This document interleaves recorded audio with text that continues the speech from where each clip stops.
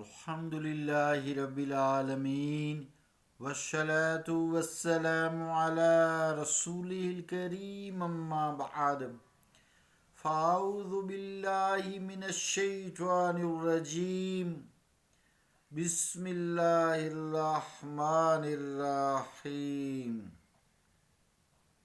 فألهمها فجورها وتقواها صدق اللہ العظیم۔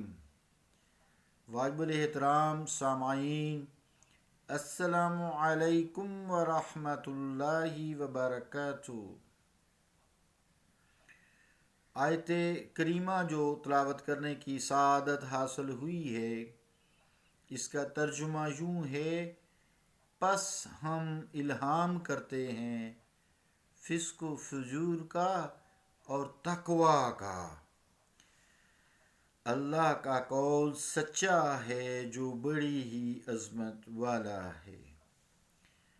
عزیزان گرامی قدر، اس آیت کے حوالے سے اللہ رب العالمین جو اس کی طرف رجوع کرتا ہے اس کا ہو جاتا ہے۔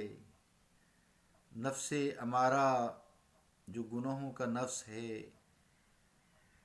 اس سے چھٹکارا پانے کی کوشش کرتا ہے، پھر نفس لوامہ اس کا متحرک ہوتا ہے، گناہ ہو جائے تو توبہ طائب کرتا ہے، اللہ تعالیٰ سے استغفر اللہ کرتا ہے، معافی مانگتا ہے، اپنے گناہوں پہ نادم ہوتا ہے، نہ کرنے کا عہد کرتا ہے۔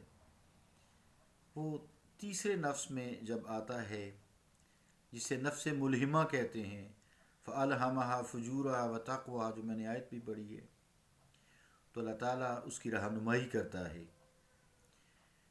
جو فسق و فجور والی بات ہے اس سے آگاہی بخشتا ہے، اور جو تقوی کا راستہ ہے اس پر گامزن کرتا ہے۔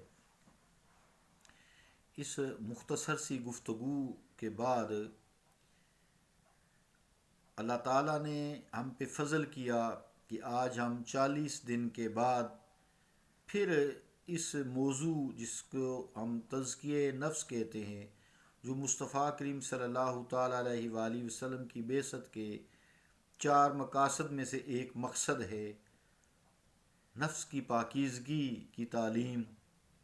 پہلا مقصد آپ کا یتلو علیہم آیاتہ، آپ قرآن کی آیات ان پر تلاوت کرتے ہیں، وَيُزَكِّيهِمْ، یہ جو بات ہم نے کی، اور ان کو پاک کرتے ہیں، وَيُعَلِّمُهُمُ الْكِتَابَ، یہ تیسرا ہے، انہیں قرآن کی تعلیم دیتے ہیں، کتاب کی تعلیم دیتے ہیں، والحکمہ، اور دانائی یعنی حدیث پاک کی تعلیم دیتے ہیں۔ 4 آپ کی بعثت کے مقاصد ہیں، اور اس گروپ میں تزکیہ نفس کی تعلیم جو ہے وہ وظائف کے ساتھ جو ہوتی ہے، وہ 40 دن کے بعد وظیفہ بدلتا ہے، آج بدلا ہے۔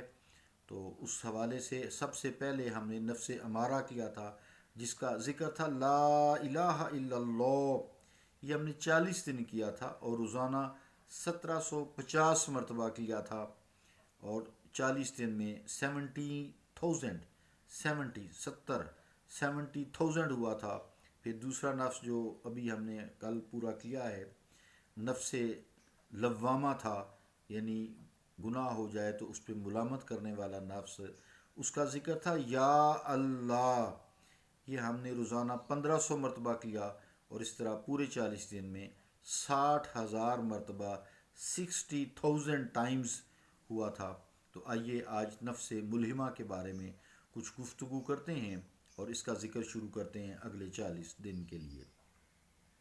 تو عزیزان گرامی قدر، یہ تیسرا نفس علماء خیر اور صوفیزم میں یا تزکیہ نفس والے لوگ اسے تیسرا نفس بولتے ہیں، کہ جب انسان نفس امارہ، تھوڑی سی ایک بات یہ کرتا چلوں کہ نفس امارہ سے جان چھوٹ نہیں سکتی، شیطانی نفس ہے۔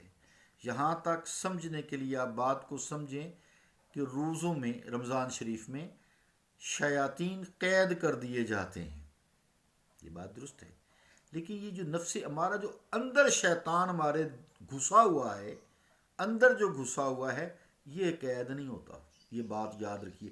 اس لیے رمضان میں برائیاں جاری رہتی ہیں، وہ دوسرے شیطان گناہ پہ اکسانے والے تو وہ قید کر دی جاتے ہیں. جیسے نماز ہے، رمضان میں نماز سے ہٹانے والے شیطان قید ہیں. اکثر دیکھا ہوگا مسجدیں آباد ہیں، لوگ جو نہیں بھی نماز پورا سال پڑھتے رمضان میں پڑھتے ہیں. لیکن یہ جو اندر کا دشمن ہے، نفس امارہ، یہ شیطانی نفس ہے گناہوں پہ اکسانے والا، یہ قید نہیں ہوتا، یہ آزاد رہتا ہے. اس لیے اس سے چھٹکارا ممکن نہیں ہے. اس لیے نبی کریم صلی اللہ تعالیٰ علیہ وآلہ وسلم نے اس شیطان کے خلاف جہاد کو جہاد اکبر کہا ہے، اور جو کفار کے ساتھ میدان جنگ میں اوپن ہے اسے جہاد اصغر کہا ہے. چونکہ یہ جہاد اکبر ہے، یہ اندر گھسا ہوا ہے، وہ تو باہر ہے نا، اندر آئیں گے تو ہم انہیں ماریں گے یا وہاں جا کر ماریں گے، یہ تو پہلے ہی اندر گھسا ہوا ہے. اس لیے اس کو نفس مارا کہا ہے. البتہ ذکر سے اس کو تھوڑا سا ذرا کمزور ہو جاتا ہے، پھر بھی انسان سے گناہ ہو جاتا ہے. تو جو انسان نفس مارا سے کافی حد تک نکل کر پھر نفس لوامہ میں جاتا ہے، پھر گناہ جو ہو جاتا ہے یہ نفس کراتا ہے، پھر انسان اپنے آپ کو ملامت کرتا ہے، گند کیتے گندہ کام کیتے یہ کام اچھا نہیں ہے. تو پھر انسان اپنی اصلاح کرتا ہے، اس سے رکتا ہے، توبہ طائب کرتا ہے، پھر ہوتا ہے، پھر توبہ کرتا ہے. اس طرح ایک سلسلہ جاری رہتا ہے کہ انسان کی آہستہ آہستہ تزکیہ نفس ہو جاتا ہے، اصلاح ہو جاتی ہے. تو اس طرح جب یہ دونوں نفسوں سے نکل کر انسان تیسرے نفس میں جاتا ہے جسے نفس ملہمہ کہتے ہیں، یہ نیکیوں پہ ابھارنے والا نفس ہوتا ہے. نیکیوں پہ ابھارتا ہے، برائیوں سے بچتا ہے. یعنی مراد یہ ہے کہ جب انسان نفس ملہمہ کے مقام پر فائز ہو جاتا ہے، دل میں نیکی اور تقوی، اطاعت اللہ، اطیع اللہ و اطیع رسول، یہ انسان کے خیالات میں اللہ رب العالمین ڈالتا ہے کہ اللہ اور اس کے رسول کی اطاعت کرو.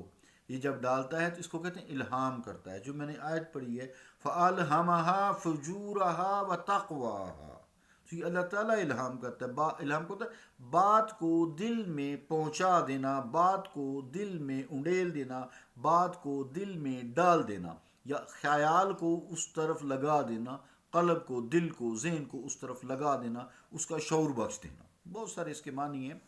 تو اسی نیک الہام کے باعث، یعنی تقوی سے تو کہیں بھئی یہ ادھر جاؤ، اور فَأَلْهَمَا فُجُورَهَا وَتَقْوَاهَا، فجور کہیں ادھر سے رک جاؤ، انسان ادھر سے رک جاتا ہے اور نیکی کی طرف جو ہے راغب ہو جاتا ہے. جس طرح نفس لوامہ اپنے داخلی نور کے باعث بدی سے نفرت پیدا کرتا ہے، اسی طرح نفس ملہمہ اپنے داخلی اندور جو قلب میں اللہ تعالیٰ تخلیق کرتا ہے اس ذکر کے باعث، اس داخلی نور یعنی اندر داخل ہونے والے نور کے فیض سے دل اور طبیعت میں نیکی کی طرف، تقوی کی طرف، اللہ کے خوف کی طرف ایک رغبت پیدا ہوتی ہے، رجحان پیدا ہوتا ہے، اور انسان نیک خیالات رکھتا ہے. برائیاں ساتھ ساتھ چلتی ہیں، یہ ہم اس کو نہیں روک سکتے، کیونکہ میں نے بتایا کہ شیطانی نفس جو ہے اندر والا جو ہے یہ روزوں میں بھی قید نہیں ہوتا. اللہ تعالیٰ کی ہوتا سے مراد اللہ تعالیٰ اس کو قید نہیں کرتا، انسان اپنی اصلاح کرے. تو پھر وہ انسان اشرف المخلوق تو تبھی ہے نا کہ جب گناہ دیکھ کے تو چھوڑ دے، اس کا نفس جو لوامہ متحرک ہو، مزہ تو پھر ہے نا. تو اس لیے اس کو اشرف مخلوقات بنایا گیا ہے کہ اس کو اختیار دیا گیا ہے نا. فرشتوں کو تو کوئی اختیار نہیں ہے، جو اس نیکی پہ لگے ہیں، برائی ان سے ہو ہی نہیں سکتے، نور ہیں وہ. تو جنوں اور انسانوں کو اختیار اللہ تعالیٰ نے دیا. وَمَا خَلَقْتُ الْجِنَّ وَالْإِنسَ إِلَّا لِيَعْبُدُونَ، میں نے انسان اور جنوں کو اس لیے تخلیق کیا کہ میری عبادت کرے، صرف میری عبادت کرے. لا شریک لہ، اس کا کوئی شریک نہیں ہے. تو عزیزان گرامی قدر، نیک خیالات پھر اچھے خوابوں کی صورت میں ظاہر ہوتے ہیں. انسان کو اچھے خواب آتے ہیں، نیکی کے خواب آتے ہیں. بدی سے انسان بچ جاتا ہے، بدی سے یا برے کاموں سے انسان میں نفرت پیدا ہوتی ہے، نیکی سے محبت پیدا ہوتی ہے، نیکی کے ساتھ الفت ہوتی ہے.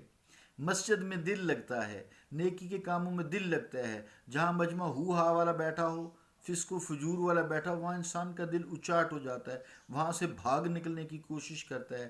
جہاں کہیں کو محفل سجی ہے، کوئی نعت شریف ہو رہی ہے، کوئی ذکر الہی ہو رہا ہے، کوئی اللہ تعالیٰ کے رسول کی بات ہو رہی ہے، تلاوت ہو رہی ہے، کوئی ایسا ماحول نورانی ہے جس میں اللہ تعالیٰ کے رسول کی طرف بلایا جا رہا ہے، تو انسان کا وہاں دل لگتا ہے، اٹھنے کو دل نہیں کرتا. یہ کیفیات پیدا ہوتی ہیں انسان کے قلب میں، انسان کے ذہن میں، انسان کی سوچ میں، انسان کے دل میں. مراد یہ ہے کہ نیکی کی طرف اس کا میلان ہوتا ہے اور بدی کی طرف اس کا دھیان نہیں ہوتا. بدی کی طرف دھیان ہو بھی جائے تو اس دھیان کو جھٹک دیتا ہے، ذوق شوق پیدا ہوتا ہے، ذوق شوق میں اضافہ ہوتا ہے، طبیعت عزیزان گرامی قدر اس کی نیکی سے اس طرح مانوس ہو جاتی ہے کہ نیکی کے ترک کرنے سے اسے، جب اگر نیکی ترک ہو جائے نا، جیسے قرآن کریم روز تلاوت کرتا ہے، سمجھتا ہے، عمل کرنا، تو جب رک جاتا ہے نا تو اس کے اندر مایوسی سی پیدا ہو جاتی ہے، ایک مایوسی کی کیفیت پیدا ہو جاتی ہے، پھر اسے غم چھا لیتا ہے، غم ڈھانپ لیتا ہے، پھر وہی اللہ تعالیٰ فضل کر دیتا ہے، پھر وہ ایک سلسلہ شروع کر دیتا ہے، تو پھر ازالہ کرتا ہے، عمل صالحہ کرتا ہے۔